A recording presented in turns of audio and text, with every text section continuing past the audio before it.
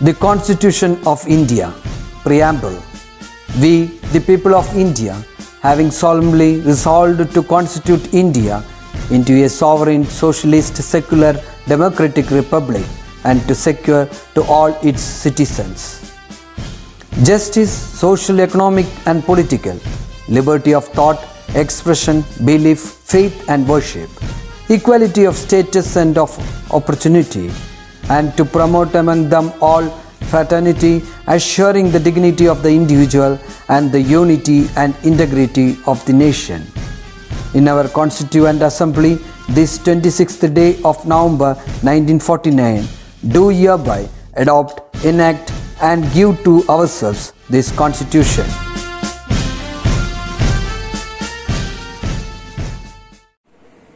Hello everyone, welcome back to our computer session. I hope you all enjoyed our last session. In our last session, we have started our new chapter, that is the introduction to C++, right? C++ എപ്പോഴാണ് ആദ്യമായിട്ട് വന്നതെന്ന് അറിയോ നിങ്ങൾക്ക്? എപ്പോഴാണ് ആദ്യമായി നമ്മൾ use ചെയ്ത് തുടങ്ങിയെന്ന്? It was started in the early 1980s. 1980യുടെ തുടക്കത്തിൽ തന്നെയാണ് നമ്മൾ C++ സ്റ്റാർട്ട് ചെയ്യാൻ തുടങ്ങിയത്. Okay, and it was invented by Bjarne സ്ട്രോസ്റ്റർ.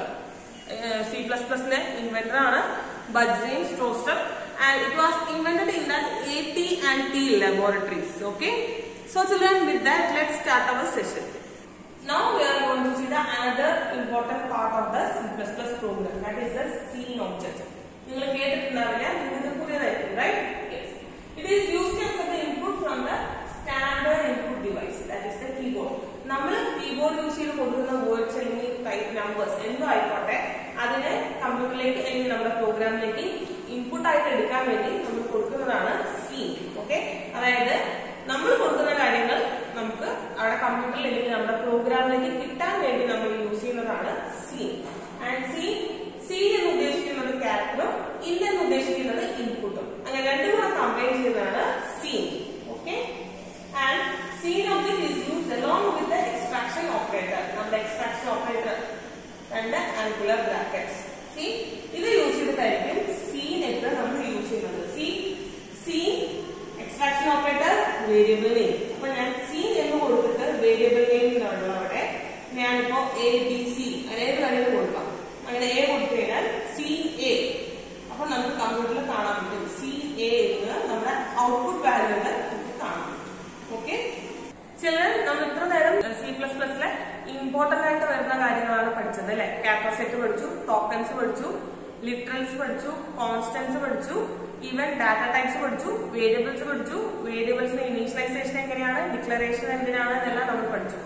Now we are going to see the OOP concept or the object oriented concept. നമ്മൾ C++നെ പറയുന്നത് object oriented programming language ആണ്.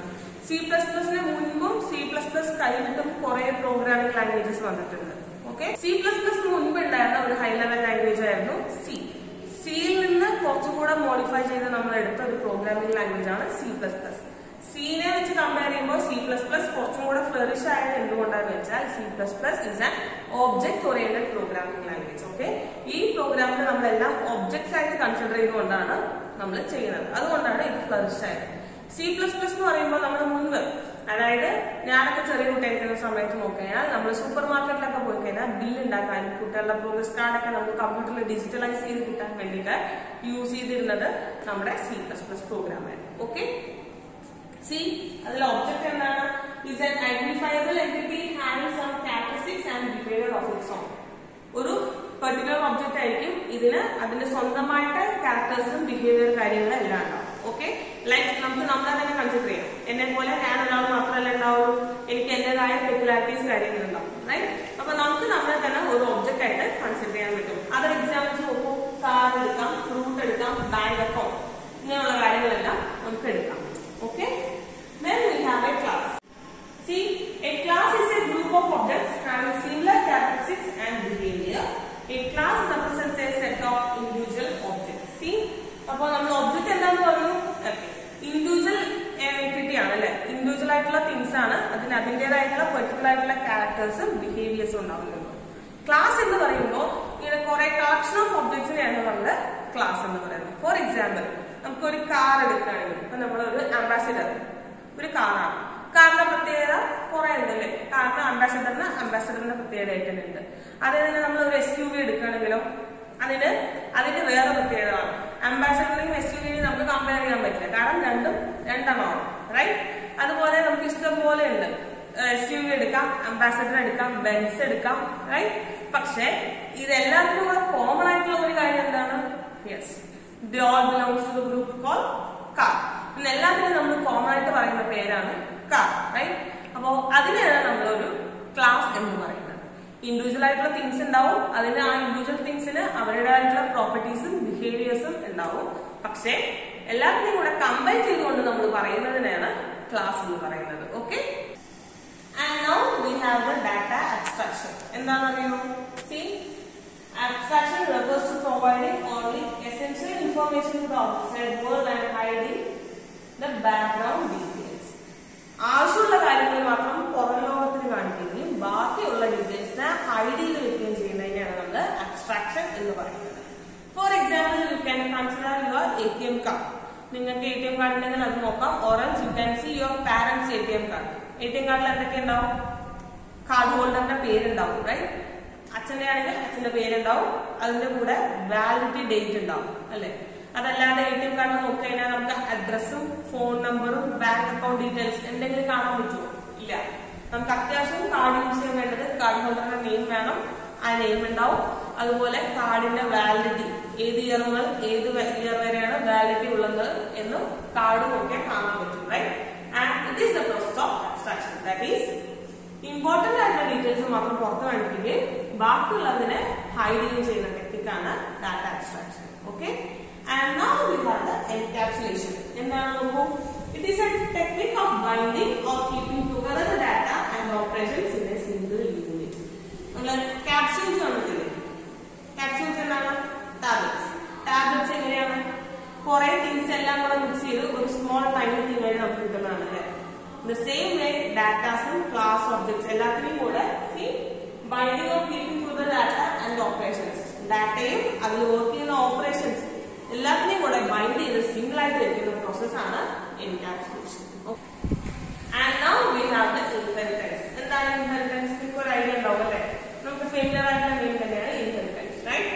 C, yes, inheritance allows us to define a class in terms of another class. ഒരു ക്ലാസ്സിനെ വേറൊരു class വെച്ച് define ചെയ്യാൻ നമ്മളെ help ചെയ്യുന്നതാണ് ഇൻഹെറിറ്റൻസ്. ദാറ്റ് ഈസ്, നമുക്ക് രണ്ട് ക്ലാസ് ഉണ്ട്, class A and class B. Okay. ഇപ്പൊ നമുക്ക് ഡിവിഷൻസ് തന്നെ നോക്കാം. 7th A 7th B രണ്ട് ഡിവിഷൻസ് ഉണ്ട്. അതില് 7th Aയില് നമ്മൾ സെയിം ടീച്ചേഴ്സ് ആയിരിക്കും ചിലപ്പോൾ ക്ലാസ് എടുക്കുന്നത്, റൈറ്റ്. ഇപ്പൊ കമ്പ്യൂട്ടർ രണ്ട് ക്ലാസ്സിലും ഞാൻ സെയിം ആണ്. പക്ഷെ 7th Aയില് ഞാൻ ഒരു ക്ലാസ് എടുത്തു, അതിനുള്ള നോട്ട്സ് കൊടുത്തു. അതിനുശേഷം 7th Bയിൽ ഞാൻ പോകുമ്പോ വേറെ നോട്ട്സ് ആണോ തരുന്നത്? അല്ല. 7th Aയിലെ നോട്ട്സ് തന്നെ സെയിം ആയിട്ട് നിങ്ങൾക്ക് അവിടുത്തെ ക്ലാസ്സിൽ ഒരു കുട്ടിയുടെ നോട്ട് വാങ്ങി ഞാൻ നിങ്ങൾക്ക് തരുന്നുണ്ടെങ്കിൽ it is the inheritance process. Okay. ഒരു ക്ലാസ്സിലെ ഒരു ഒബ്ജക്റ്റിനെ നമ്മൾ വേറെ ക്ലാസ്സിലേക്ക് യൂസ് ചെയ്യുന്നതാണ് inheritance. See, this also provides an opportunity to reuse the code functionality and fast implementation time. അപ്പൊ ഞാൻ 7th Aക്ക് ഒരു നോട്ട്സ് കൊടുത്തു, അതിനുശേഷം 7th Bക്ക് വേണ്ടി വേറെ നോട്ട്സ് പ്രിപ്പയർ ചെയ്ത് എടുത്ത് തരുമ്പോൾ ടൈം ലാപ്സിംഗ് ആണ്, അല്ലെ. നമുക്ക് അവിടെ ടൈംസ് കുറെ എടുക്കും. അതിന് പകരം 7th Aയിൽ കൊടുത്ത അതേ നോട്ട്സ് തന്നെ നമ്മൾ വീണ്ടും റീയൂസ് ചെയ്യണമെങ്കിലോ നമുക്ക് ടൈം കുറച്ചുകൂടെ ടൈം കൺസ്യൂമിംഗ് ആണ്, അല്ലെ. It is the process of inheritance. Now we have the polymorphism. എന്താണെന്ന് നോക്കൂ. Polymorphism is the ability of an object to take many forms. നമ്മൾ ഓരോ ഒബ്ജക്റ്റിനെ തന്നെ പല തരത്തിൽ നമുക്ക് ഡിസ്പ്ലേ ചെയ്യാൻ പറ്റും. അതിനെയാണ് പോളിമോർഫിസം എന്ന് പറയുന്നത്. സി, ഇതില് ഫോർ എക്സാമ്പിൾ നമ്മളൊരു ലൈൻ നോർമലി വരയ്ക്കുമ്പോ we can draw a line. ഇനി അതിന് തന്നെ വേറെ ഡിസൈൻ വരയ്ക്കുകയാണെങ്കിൽ അപ്പോഴും അതൊരു ലൈൻ. അല്ലെങ്കിൽ നമുക്ക് ഇങ്ങനെ വരയ്ക്കാം, അല്ലെങ്കിൽ പുതുപുതിയത് വരയ്ക്കാം. These are all a single object, right. Purpose നമുക്കുള്ള ലൈനാണ്. ആ ലൈനെ എങ്ങനെ വേണമെങ്കിലും നമുക്ക് യൂസ് ചെയ്യാൻ പറ്റും. And this process is called the polymorphism. Okay, the ability of an object to take many forms. ഒരു ഒബ്ജക്റ്റിന് പല തരത്തിൽ നമുക്ക് യൂസ് ചെയ്യാൻ പറ്റുന്നതിനെയാണ് നമ്മൾ polymorphism എന്ന് പറയുന്നത്. ഓക്കെ. സോ ചിലർ നമ്മൾ C++ പഠിച്ചു, അതിലെ variables, data types, tokens, character sets പഠിച്ചു, അതിന്റെ കൺസെപ്റ്റ്സ് പഠിച്ചു. Now we are going to see how we can create and execute a C++ program. ഒരു പ്രോഗ്രാം എങ്ങനെ ഉണ്ടാക്കുന്നതെന്ന് നമുക്ക് നോക്കാം. C++ using a software. To do the C++, we are using the Turbo C++ software. Okay, നമുക്കത് available ആണ്. നിങ്ങൾക്ക് download ചെയ്യാൻ പറ്റുമോ നോക്കാം. അതല്ലെങ്കിൽ you have to pay and buy it. Okay. Then we have to click on Turbo C++ icon. Install ചെയ്ത് കഴിഞ്ഞാൽ you can go and click on Turbo C++. C++ open ചെയ്ത് കഴിഞ്ഞാൽ there in the file menu you can click the new option. Okay. File പോയാൽ you can select the new and we can enter the source code. നമുക്ക് program enter ചെയ്യാൻ പറ്റും. Okay. And after entering the program you can go to the file menu and save by using the option save as. While saving a C++ program, along with the file name, you have to use the extension .cpp. For program ചെയ്ത ശേഷം അതിന് save ചെയ്യുന്നത് ഞാൻ നയന എന്നുള്ള പേരാണ് save ചെയ്യുന്നതെങ്കിൽ I have to save it as naina.cpp. Okay.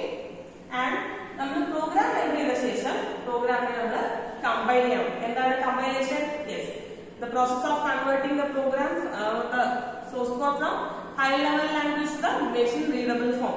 നമ്മൾ കൊടുക്കുന്ന പ്രോഗ്രാം കമ്പ്യൂട്ടറിന് മനസ്സിലാവില്ല, ബട്ട് അത് മനസ്സിലാക്കാൻ വേണ്ടി നമ്മൾ അതിനെ കമ്പ്യൂട്ടറിന് മനസ്സിലാവുന്ന ഭാഷയിലേക്ക് കൺവേർട്ട് ചെയ്യണം. ആ പ്രോസസ് ചെയ്യുന്നതാണ് C++ കമ്പൈലർ. അപ്പോൾ പ്രോഗ്രാം കമ്പൈൽ ചെയ്യാൻ വേണ്ടി either we can press all plus F9 or from the project. അതിൽ പ്രൊജക്ട് എന്ന് പറഞ്ഞൊരു മെനു ഉണ്ടാവും. പ്രൊജക്ട് മെനുവിൽ നമുക്ക് പോയാൽ കമ്പൈൽ എന്ന് കാണാം. ഓക്കെ. കമ്പൈലേഷൻ കഴിയുന്ന സമയത്ത് എറർ ഒന്നുമില്ല, സക്സസ്ഫുൾ എന്ന് കാണിക്കുകയാണെങ്കിൽ we can execute the program, or else നമ്മൾ ആ എറർ റെക്ടിഫൈ ചെയ്തതിനു ശേഷം വീണ്ടും കമ്പൈൽ ചെയ്ത ശേഷം മാത്രമേ എക്സിക്യൂട്ട് ചെയ്യാൻ പറ്റൂ. Okay. And to execute the program we can press Ctrl plus F9. Okay. or click on the run menu. Run menu ൽ പോയി കഴിഞ്ഞാൽ we can select the run. Run select ചെയ്യുമ്പോൾ we can execute our C++ program. Okay. And now children, we are going to learn about the components of the C++ program. ഒരു C++ പ്രോഗ്രാമിലെ important ആയിട്ട് വരുന്ന parts ആണ് നമ്മൾ പറയുന്നത്. Okay. See, first one the header files. എന്താണ് header files നോക്കൂ. Headers are used to define the information used in the program. നമ്മൾ പ്രോഗ്രാമിലെ യൂസ് ചെയ്യുന്ന ഇൻഫർമേഷനെ നമ്മൾ യൂസ് ചെയ്യാൻ വേണ്ടി ചെയ്യുന്നതാണ് header files. See, for example, IOStream എന്ന് കൊടുത്തു കഴിഞ്ഞാൽ IOStream, അതായത് സ്ട്രീം എന്ന് പറയുമ്പോൾ അതിൽ IO, I എന്ന് പറയുന്ന ഇൻപുട്ട്, O എന്ന് പറയുന്ന output.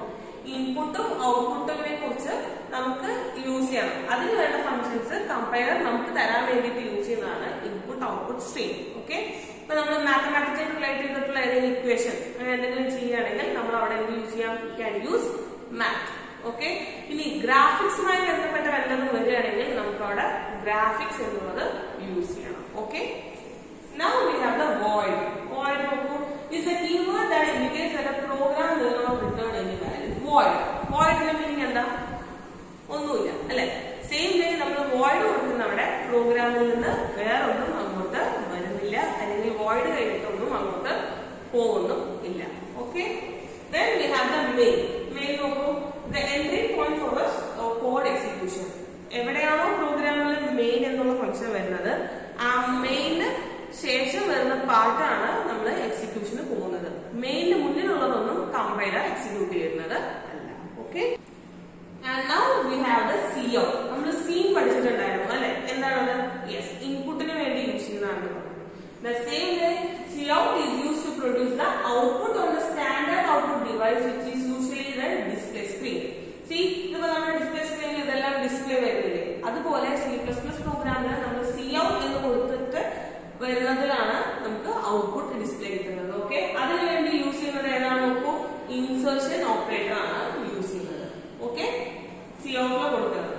Then we have the comments. എന്താണ് comments? See, comments are the non-executable instructions and are ignored by the compiler. നമ്മൾ ഇത് കൊടുക്കുന്നത് ഇൻസ്ട്രക്ഷൻസ് ആണ്. ഈ ഇൻസ്ട്രക്ഷൻ കമ്പൈലർ ഇഗ്നോർ ചെയ്യും. നമ്മൾ HTML പ്രോഗ്രാമിൽ പഠിച്ചിട്ടുണ്ടായിരുന്നു റൈറ്റ്, കമന്റ്സിനെ കുറിച്ചിട്ട്. എന്തിനു വേണ്ടിയിട്ടായിരുന്നു?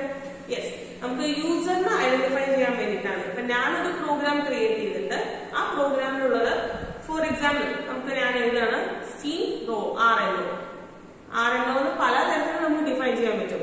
ഞാൻ അവിടെ RNO എന്ന് ഉദ്ദേശിക്കുന്നത് റോൾ നമ്പർ ആണെങ്കിൽ നമുക്ക് കമന്റ്സിൽ ആഡ് ചെയ്യാം റോൾ നമ്പർ. അപ്പൊ പ്രോഗ്രാം വായിക്കുന്ന ആർക്കും മനസ്സിലാവും RNO എന്നുകൊണ്ട് ഉദ്ദേശിക്കുന്നത് റോൾ നമ്പർ ആണ്. ഓക്കെ. അതിനുവേണ്ടി കൊടുക്കുന്നതാണ് കമന്റ്സ്. ഈ കമന്റ്സ് കമ്പൈലറിൽ പോകുമ്പോൾ കമ്പൈലർ എക്സിക്യൂട്ട് ചെയ്യുന്നതല്ല.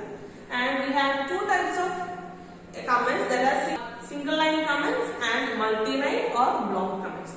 അങ്ങനെ രണ്ട് തരത്തിലുള്ള കമന്റ്സ് ആണ് നമുക്ക് കമ്പൈലറിൽ അവൈലബിൾ ആയിട്ടുള്ളത്. Okay, see now we have a sample program here. See നമ്മൾ ഇവിടെ ഒരു ഇത് കമന്റ് ആയിട്ടാണ് കൊടുത്തിരിക്കുന്നത്, സിംഗിൾ ലൈൻ കമന്റ് ആണ്, a simple C++ പ്രോഗ്രാം.